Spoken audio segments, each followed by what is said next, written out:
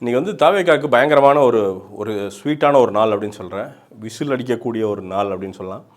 Whistle சின்னம் வந்து கிடச்சிருக்கு. இது வந்து ரொம்ப ஒரு சின்ன ஒரு ஒரு அரசியல் இதாக பார்க்கவே முடியாது. நம்மளும் பெரிய அரசியல் எக்ஸ்பர்ட் கிடையாது. பட் ஆனால் அந்த சிம்பிள் வந்து அவ்வளோ பியூட்டிஃபுல்லான ஒரு சிம்பிள். அதுக்கு இப்போ என்ன சொன்னாங்கன்னா தமிழறிவு மணியன்னு பிரகாஷ் ராஜ் இவங்களுக்கெல்லாம் வந்து கொடுத்துருந்தாங்க அப்படின்னு. அவங்களோட வீச்சு வேறு, விஜயோட வீச்சு வேறு. விஜய்க்கு விசில் அப்படிங்கிறது வந்து அதோட ஈக்குவேஷனே சுத்தமாக வேறு. ஏன்னா விசில்ங்கிறது அந்த சிம்பிளாகவே வந்து பார்த்திங்கன்னா ரொம்ப ஈஸியாக ப்ரெசென்ட் பண்ணிடலாம். ஒரு ஆட்டோ அப்படின்னு கொடுத்துன்னு வச்சிங்களேன், அதை நீங்கள் எப்படி கொண்டு போய் ப்ரெசென்ட் பண்ணுவீங்க? ஆட்டோவில் போகணும், இல்லை ஆட்டோவை வந்து எங்கே தொங்க விடணும், இல்லை ஆட்டோவில் வந்து வரையணும். என்ன இந்த எப்படி சொல்கிறது, பல்காக இருக்கும். விவசாயி அப்படின்ட்டு வந்து இன்றைக்கி சீமான் கொடுத்துருக்காங்களே, அதுவுமே அதை வந்து டிஃபைன் பண்ண முடியாது. கரும்பு வச்சுருக்கிற விவசாயி அப்படின்னு சொல்ல முடியாது. விவசாயி அப்படின்னு சொல்ல அவர் கரும்பு இருக்குது. அப்போது இந்த விசில் அப்படிங்கிறது வந்து பார்த்தீங்கன்னா ஆப்ஜெக்டாக ரொம்ப சின்னது, ரொம்ப அழகாக. நீங்கள் எல்லார் வீட்லேயும் விசில் இருக்காது, ஆனால் ஈஸியாக வாங்கிடலாம். 5 ரூபா தான் ஆகும், மேக்ஸிமம் 10 ரூபா ஆகும், அவ்வளோதான். நீங்கள் நாளைக்கு எலெக்ஷன் இதுவாக வந்து நீங்கள் கொடுக்குறனால வந்து பார்த்திங்கன்னா ரொம்ப ஈஸியாக கொடுத்துடலாம். அண்ட் இன்றைக்கி இந்த செகண்ட் நீங்கள் போயிட்டு தமிழ்நாட்டுக்குள்ளே ஒரு 10 வீட்டில் 8 வீட்டில் கேட்டிங்கன்னா விசில் யாரோட சிம்பிள்னு கேட்டிங்கன்னா அது விஜயோடது அப்படிங்கிறது இன்றைக்கி ரீச் ஆகிருக்கும். ஸோ இது ஒன்று ஒரு 2 வாரம் கம்ப்ளீட்டாக ரீச் ஆகிரும். ஏன்னா அவ்வளோ எல்லா சேனலுமே இந்த விசில் விசில் விசில் விசில் விசில்னு திருப்பி இது பண்ணுறாங்க. மக்களுக்குள்ள அப்படி பரபரப்பாக போய் அப்படி பரவி நின்றுச்சு. ஸோ சின்னம் வந்து அற்புதமாக, அதாவது பால்லே வந்து அவுட் ஆஃப் த கிரவுண்ட் 6 அப்படின்னு சொல்லலாம். அது விஜய் அடிக்கல, எலெக்ஷன் கமிஷன் வந்து விஜய்காண்டி அடித்து கொடுத்துருக்கு அப்படின்னு சொல்லலாம்.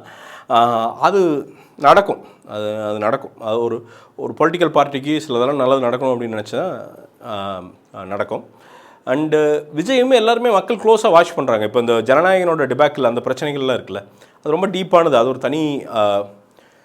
ஒரு தனியாக பேசலாம். ஏன்னா அது வந்து இவங்களுக்கான சதி அவங்களுக்கான சதி அப்படிங்கிறத விட ஆக்சுவலாக ரூல்ஸில் பிரச்சனை. ஆனால் அதை விஜய் ஹேண்டில் பண்ணுற விதம் ரொம்ப உறுதியாக. இப்போ சிபிஐ என்கொயரிக்கு அதுக்கு நடுவில் சிபிஐ என்கொயரி வர்றாரு. அப்போ ஒரு உறுதியாக ஒரு ஸ்டாண்டில் நிற்கிற விதமெல்லாம் இருக்குல்ல, இது வந்து ரொம்ப மக்களை வந்து இம்ப்ரெஸ் பண்ணுது. பட் நாளைக்கு வந்து அவர் கூட்டணிக்குள்ளே போக மாட்டார் அப்படிங்கலாம் நம்ம சொல்ல முடியாது. ஏன்னா அது அரசியல். இன்றைக்கி ரொம்ப சிம்பிளாக சொல்கிறேன். இப்போ டிடிவி தினகரன் வந்து ஐயா எடப்பாடி அவர்களை வந்து பேசாத பேச்சே கிடையாது. நான் வந்து எடப்பாடி கூட போனால் நான் தூக்கு மாட்டி செத்துருவேன் அப்படின்லாம் பேசியிருக்காரு. இன்றைக்கி என்னென்னா பியூஷ் கோயல் இவங்கெல்லாம் வந்து பஞ்சாயத்து பேசணுன்னா ரைட்டு ஓகே. நான் வந்து இன்றைக்கி ஒரே நோக்கம் வந்து எனக்கு, அவர் போய் எடப்பாடி போய் மீட் பண்ணல, பட் பிஜேபியோட மீட் பண்ணி இன்றைக்கி வந்து ஒரு அண்டர்ஸ்டாண்டிங்கில் வந்திருக்காங்க.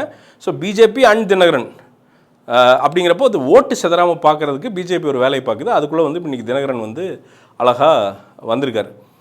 ரைட்டுங்களா? இப்போ இதே ஈக்குவேஷன் நாளைக்கு வந்து விஜய்க்கு வராதுன்னு நம்ம சொல்லவே முடியாது. இப்போ நான் விஜய் சேரணும் அப்படின்லாம் நான் சொல்ல விரும்பல. பட் அரசியலில் எனிதிங் இஸ் பாசிபிள்.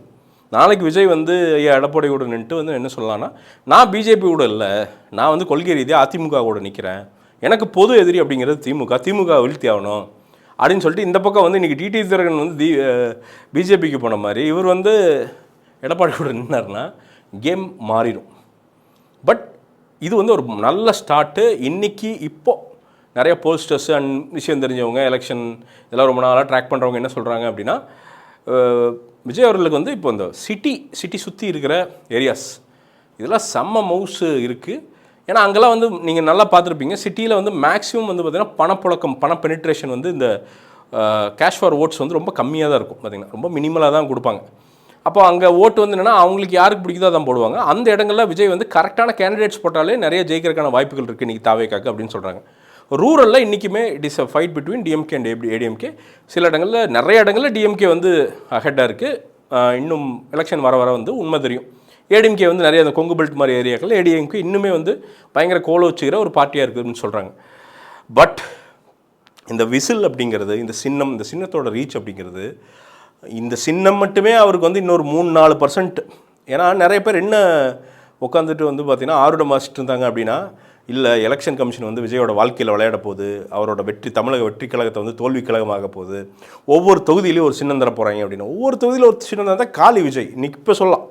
ஏன்னா குழம்பிடும். நீங்கள் எந்த கேண்டிடேட்டை போட்டு எப்படி கேன்வாஸ் பண்ணுவீங்க? நீங்கள் ஒவ்வொரு தொகுதிக்கு போகும்போது விசிலு, குக்கரு, விசிறி, காத்தாடின்னு எடுத்துகிட்டு போக முடியுமா என்ன? ஒன்றுமே புரியாது. நீங்கள் கேன்வாஸே பண்ண முடியாது. நீங்கள் முடிஞ்சுது, அது க்ளோஸ். பட் இங்கே விசில் அப்படிங்கிறது அது தமிழ்நாடு ஃபுல்லாக அப்படிங்கிறப்ப முடிஞ்சுது. அப்புறம் இந்த சிம்பிள் வந்து அவரை தவிர யாருமே யூஸ் பண்ண முடியாது இந்த எலெக்ஷன் பொறுத்த வரைக்கும்.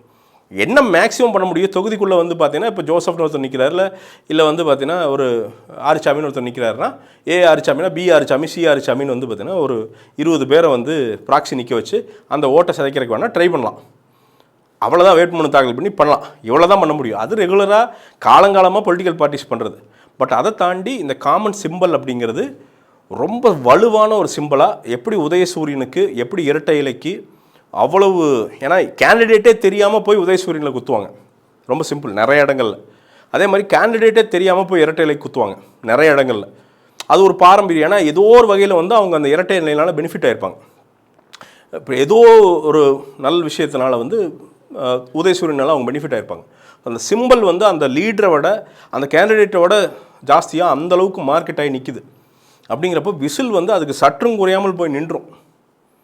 இது வந்து பயங்கரமான ஒரு தொடக்கம். கொஞ்சம் பொலிட்டிக்கல் பார்ட்டிஸ் எல்லாம் வந்து பார்த்திங்கன்னா கொஞ்சம் டர்ராகி தான் உட்காந்துருக்காங்க. நீ அடுத்த மூவ் என்ன, இவர் தைரியமாக அடுத்து முன்னாடி வைக்கணும். ஒரு ஜனநாயகன் ரிலீஸ் எல்லாம் வந்து பார்த்திங்கன்னா ஒரு பாசிட்டிவ் சிக்னல் ஒன்று கிடச்சி ஒரு பாசிட்டிவாக வந்து ஒரு February 15 வந்துருச்சுன்னா, ஏன்னா அதுவுமே ஒரு பொலிட்டிக்கல் அஜெண்டா இருக்கிற ஒரு படம் தான். அப்படிங்கிறப்போ ஆளுங்கட்சிக்கு எதிரான படம் தான், டவுட்டே வேணாம் உங்களுக்கு. அப்போ அதுவும் ஒரு சின்ன ஒரு பூஸ்ட் கொடுக்கும். அது பெருசாக அப்படியே ஓட்டு வாங்கிடாது, ஆனால் ஒரு பூஸ்ட் கொடுக்கும்.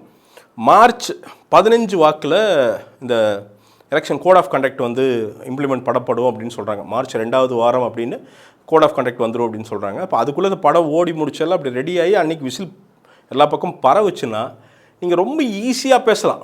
என்ன விசில் அடித்து விரட்டங்கடாங்களாம், நம்ம விசில் அடிக்கிற சத்தத்தில் நம்ம எதிரியோட காது ஜவ்வு கிழிஞ்சு தொங்கணுங்களாம். நீங்கள் இது வந்து டயலாகா ப்ரொபகேண்டா எதில் போட்டாலும் உங்களுக்கு வந்து மாட்டோம், அழகாக மாட்டோம். எல்லாம் சேர்ந்து ஒரு 100 பேர் சேர்ந்து இப்போ திமுகவோ அதிமுக பிரச்சாரம் பண்ணிட்டுருக்காங்கன்னு வச்சுங்களேன். ஒரு வேளை விஜய் தனியாக நிற்கிறார், இல்லை தனியாகவே நிற்கிறார் அப்படின்னு வச்சுங்களேன். அங்கே போய்ட்டு ஒரு 100 பேர் சேர்ந்து விசில் அடிச்சாங்கன்னா முடிஞ்சுது. அது நியூஸ் ஆயிரும் பயங்கரமாக. என்ன ஒரு திமுகலேருந்து ஒருத்தர் ஓட்டு கேட்க வராருன்னு வச்சுங்களேன், அவர் எதிர்த்து வந்து ஒரு போராட்டம் அப்படின்னா விசில் அடித்து போராட்டம் அப்படின்ட்டு வந்து பண்ணாங்கன்னு வச்சுங்களேன், அது உங்களுக்கு பாப்புலர் ஆயிடும். இப்படி பயங்கர மார்க்கெட் இன்றைக்கி இருக்கிற சோஷியல் மீடியா ஏஜில் இது வந்து இந்த சிம்பிள் வந்து ரொம்ப ரொம்ப ரெலவன்ஸ்.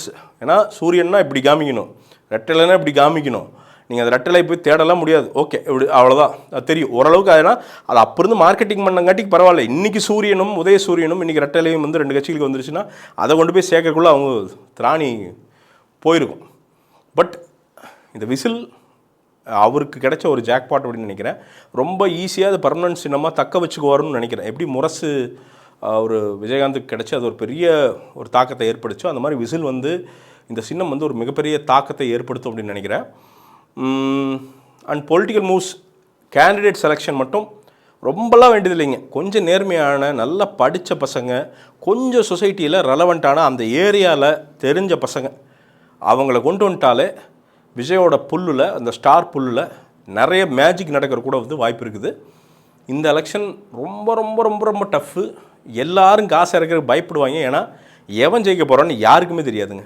யாருமே ஒரு தொகுதியில் தமிழ்நாட்டில் எந்த தொகுதியிலையும் யாருக்கு அல்ட்ரா வாய்ப்பு இருந்தாலுமே, ஏன்னா இந்த சார் அப்படிங்கிறது வந்து கிட்டத்தட்ட 80 லட்சம் வாக்காளர் தூக்கி விட்டாங்க. அதில் போலியாக நிஜமானது தெரியல, ஆனால் தூக்கி விட்டாங்க. அப்போ எல்லாமே மார்ஜின் ரொம்ப கம்மியாக ஃபைட் பண்ணுறது. உயிர் போய் உயிர் வரும் ஒவ்வொரு கேண்டிடேட்டுக்குமே. திமுகவாக இருக்கட்டும், அதிமுகவாக இருக்கட்டும், தாவேக்காவாக இருக்கட்டும். தாவேக்கா கூட வந்து இழப்பதற்கு ஒன்றும் இல்லை, ஃபஸ்ட் எலெக்ஷன் தைரியம் மாட்டிக்கலாம். பட் அதிமுக திமுகவுக்கு இழப்பதற்கு நிறையா இருக்குது. என்ன அதிமுக வந்து இழந்துச்சுன்னா திருப்பியும் திமுக ஆட்சிக்கு வருது அப்படின்னா அதிமுக செங்கலாக பிரிக்கிறதுக்கான வேலையை வந்து திமுக பார்க்கும். திமுக தோற்று அப்படின்னா அவங்க வந்து 2 டேர்ம் முடிச்சே ஆகணுன்னு இருக்காங்க. பிஜேபி வந்து திமுகவை செங்கலாக பிரிக்கிறதுக்கு பார்க்கும். அப்போது பிஜேபி வந்து பார்த்திங்கன்னா இப்போ திமுகவில் பிஜேபி பயங்கர படுதோல்வி அடைஞ்சது அப்படின்னா அவங்களுக்கு 2029 இன்னும் டஃப் ஆகும். இப்படி ஒவ்வொரு கட்சிக்குமே இந்த ஈக்குவேஷன் பர்முட்டேஷன் காம்பினேஷன் வாழ்வா சாவா காம்பினேஷன் வந்து இந்த 2026 அதுக்குள்ளே வந்து விஜய் வந்து பல பேர் கனவில் பல பேர் ஆம்பிஷனில் வந்து மண்ணள்ளி போடுறதுக்கான வேலையை வந்து விஜய் பார்த்துருவார்னு நினைக்கிறேன். ஏன்னா அந்த ஓட்டை பிரிக்கிறது இல்லை ஜெயிக்கிறதே வந்து நிறைய தொகுதியில் ஜெயிக்கிறதுக்கு வாய்ப்பு இருக்குது. ஆனால் அதை சீரியஸாக எடுத்துக்கிட்டு புசியானந்தன் இன்றைக்கி வந்து விசிலெலாம் வந்து டிஸ்ட்ரிபியூட் பண்ணிட்டு இருந்தார் பார்த்தீங்கன்னா, சாக்லேட்டு மாதிரி.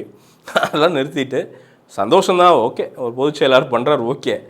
பட் பொதுச் செயலாளராக கொஞ்சம் சீரியஸாக எடுத்துக்கிட்டு கொள்கை கோட்பாடெல்லாம் வச்சு கரெக்டாக இன்றைக்கே கேண்டிடேட் நீ வரும் 90 நாள் தான் இருக்குது. இப்போவே கேண்டிடேட் செலெக்ஷன்லாம் ஆரம்பிச்சிருக்கோம். என்ன பண்ணுறாங்கன்னு தெரில. அதெல்லாம் பண்ணி ஏதோ பண்ணுவாங்கன்னு நம்புகிறேன். பார்ப்போம். ஆனால் விசில் வந்து செம்ம பாசிட்டிவான விஷயங்க தாவேக்காக்கு, டவுட்டே வேணாம்.